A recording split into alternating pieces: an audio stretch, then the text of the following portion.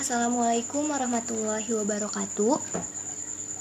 Perkenalkan, nama saya Yola Rizky Ramadan. Saya dari kelas 12 IPS 1.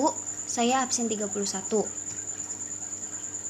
Di sini saya ingin menyampaikan materi yang berjudul Dampak Pasar Bebas dan Strategi Pembangunan Indonesia Menuju Negara Maju. Tujuan saya membuat materi di PowerPoint ini adalah agar saya bisa memahami dampak pasar bebas dan strategi pembangunan Indonesia menuju negara maju. Ada 3 poin dari materi yang ingin saya sampaikan. Yang pertama ada pasar bebas.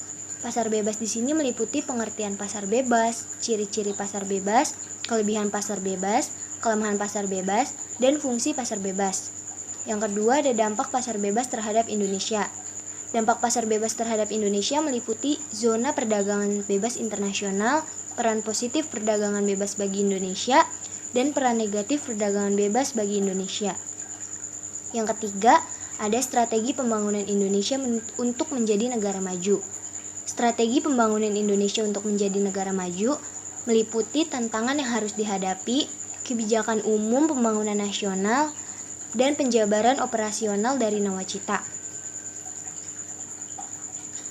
Langsung saja ke materi yang pertama, yaitu pengertian pasar bebas. Pasar bebas merupakan salah satu bentuk pasar yang dimana segala bentuk kebijakan, baik harga maupun yang lainnya, tidak ada patokan atau paksaan dari pihak lain ataupun pemerintah. Sesuai dengan namanya bebas, jadi semua pihak memiliki kebebasan dalam beraktivitas maupun menetapkan sebuah kebijakan dan yang lainnya. Menurut Adam Smith, menyatakan bahwa pasar bebas merupakan sebuah wadah yang digunakan sebagai tempat penampungan yang dihasilkan oleh setiap individu dengan landasan kebebasan untuk menjalankan sebuah roda perekonomian dan atmosfer perekonomian yang diinginkan oleh mereka. Ciri-ciri yang dimiliki pasar bebas, yang pertama, kepemilikan tunggal atau perorangan atau bisa disebut juga dengan non-pemerintah terhadap segala bentuk alat dan sumber produksi. 2. Terdapat pembagian kelas atau tahta dalam perekonomian masyarakat. Persaingan untuk memperoleh keuntungan sebanyak-banyaknya selalu terjadi. Yang ketiga, campur tangan pemerintah selalu terbatas. Kelebihan pasar bebas. Pertama, hak perorangan diakui dan semua pihak memiliki hak untuk memiliki kekayaan dan sumber daya produksi. Yang kedua, kreativitas dan inovasi masyarakat bisa dikembangkan. Yang ketiga, motivasi tinggi untuk bersaing dalam upaya mendapatkan penghasilan produk yang berkualitas. Yang keempat, segala bentuk tindakan diarahkan pada prinsip ekonomi sehingga efektif dan efisien. Kelemahan pasar bebas. Eksploitasi yang dilakukan oleh para pengusaha terhadap masyarakat ekonomi lemah.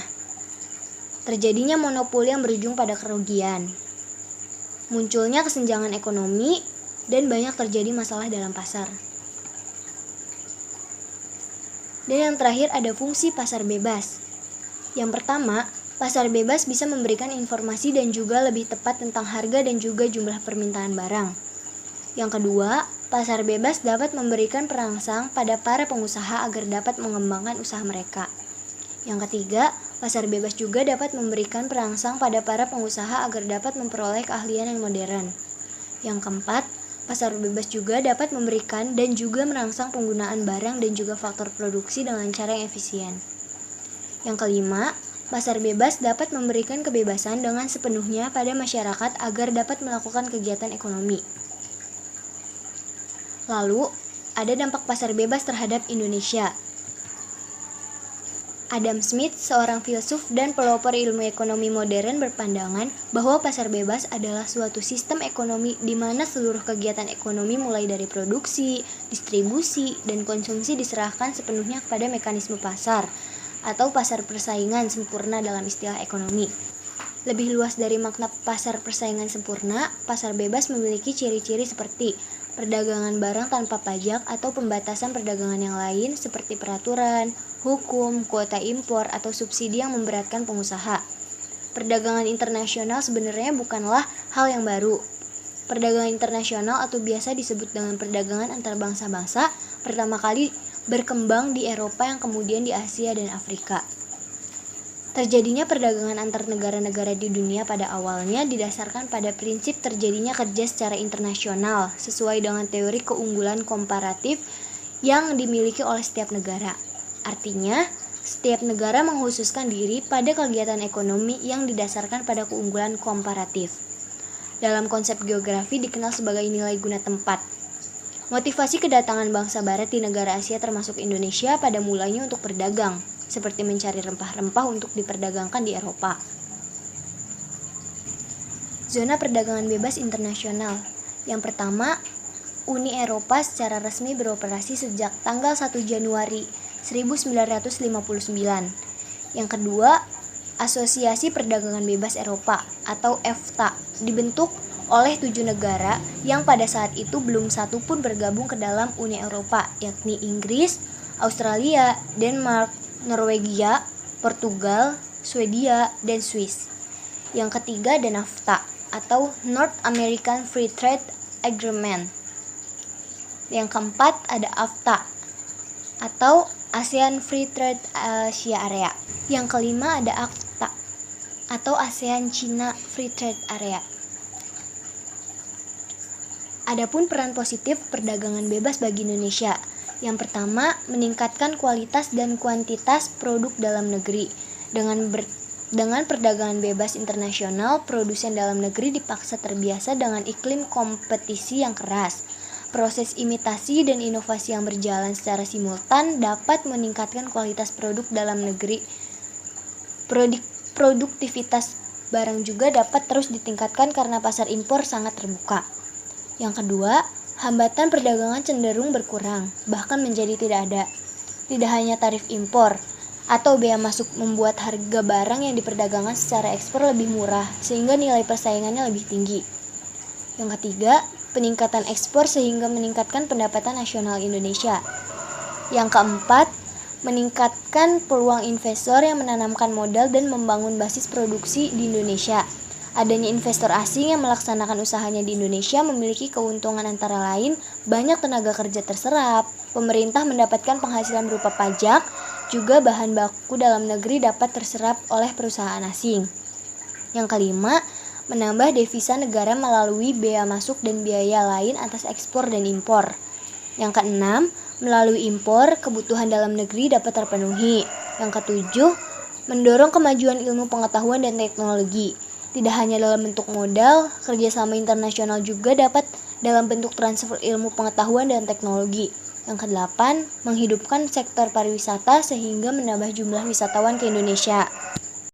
Peran negatif perdagangan bebas bagi Indonesia. Yang pertama, produk dalam negeri mendapatkan tantangan dengan datanya produk-produk impor. Jika kalah bersaing karena barang-barang luar negeri yang lebih murah dan berkualitas, maka produk dalam negeri dapat kehilangan pembelinya. Dampak lebih besar dalam produsen dalam negeri dapat gulung tikar. 2. Eksploitasi sumber daya alam akan semakin besar dengan hadirnya perdagangan bebas karena sumber daya alam Indonesia akan dipaksa tidak hanya memenuhi kebutuhan dalam negeri saja, tapi juga kebutuhan ekspor. Kerusakan lingkungan yang ditimbulkan juga akan memiliki dampak yang lebih besar. Yang ketiga, perdagangan besar ditakutkan akan membuat Indonesia mengalami ketergantungan yang lebih besar terhadap negara maju. Yang keempat, bila tidak mampu bersaing, akan berdampak pada menurunnya pertumbuhan ekonomi negara karena lebih besar impor daripada ekspor yang dikeluarkan. Yang kelima, meningkatkan jumlah pengangguran. Dalam perdagangan besar tidak barang dan jasa yang lintas batas negara, tapi juga manusia atau tenaga kerja sebagai faktor produksi. Jika kualitas tenaga kerja Indonesia yang mutunya rendah dapat saja digantikan dengan tenaga kerja asing yang lebih produktif. Yang keenam, tumbuhnya budaya konsumen atau konsumerisme juga merupakan dampak negatif dari perdagangan bebas. Kemudian, yang terakhir ada strategi pembangunan Indonesia untuk menjadi negara maju. Ada tantangan yang dihadapi dalam strategi pembangunan di Indonesia antara lain, yang pertama, stabilitas politik dan keamanan. Yang kedua, tata kelola, yaitu birokrasi efektif dan efisien. Yang ketiga, ada pemberantasan korupsi. Yang keempat, ada pertumbuhan ekonomi. Yang kelima, percepatan pemerataan dan keadilan. Yang keenam, keberlanjutan pembangunan. Yang ketujuh, peningkatan kualitas sumber daya manusia. Yang kedelapan, kesenjangan antar wilayah. Dan yang kesembilan, percepatan pembangunan kelautan. Kebijakan umum pembangunan nasional. Yang pertama, meningkatkan pertumbuhan ekonomi yang inklusif dan berkelanjutan. Yang kedua, meningkatkan pengelolaan dan nilai tambah sumber daya alam yang berkelanjutan. Yang ketiga, mempercepat pembangunan infrastruktur untuk pertumbuhan dan pemerataan. Yang keempat, meningkatkan kualitas lingkungan hidup, mitigasi bencana alam, dan penanganan perubahan iklim. Yang kelima, penyiapan landasan pembangunan yang kokoh. Yang keenam, peningkatan kualitas sumber daya manusia dan kesejahteraan rakyat yang berkeadilan. Yang ketujuh, mengembangkan dan memeratakan pembangunan daerah. Yang terakhir ada penjabaran operasional dari Nawacita. Pertama, yaitu menghadirkan kembali negara untuk melindungi segenap bangsa dan memberikan rasa aman kepada seluruh warga negara. Yang kedua, mengembangkan tata kelola pemerintahan yang bersih, efektif, demokratis, dan terpercaya. Yang ketiga, membangun Indonesia dari pinggiran dengan memperkuat daerah-daerah dan desa dalam kerangka negara kesatuan. Yang keempat, ada memperkuat kehadiran negara dalam melakukan reformasi sistem dan menegakkan hukum yang bebas korupsi, bermartabat, dan terpercaya. Yang kelima, meningkatkan kualitas hidup manusia Indonesia. Yang keenam, meningkatkan produktivitas rakyat dan daya saing di pasar internasional. Yang ketujuh, mewujudkan kemandirian ekonomi dengan menggerakkan sektor-sektor strategis ekonomi domestik. Yang kedelapan, melakukan revolusi karakter bangsa. Dan yang kesembilan, memperteguh kebinekaan dan memperkuat restorasi sosial Indonesia. Baik, cukup sekian materi dari saya. Semoga materi yang saya sampaikan ini dapat dimengerti dan dipahami oleh teman-teman semua. Mohon maaf apabila ada kekurangan. Saya akhiri. Wassalamualaikum warahmatullahi wabarakatuh.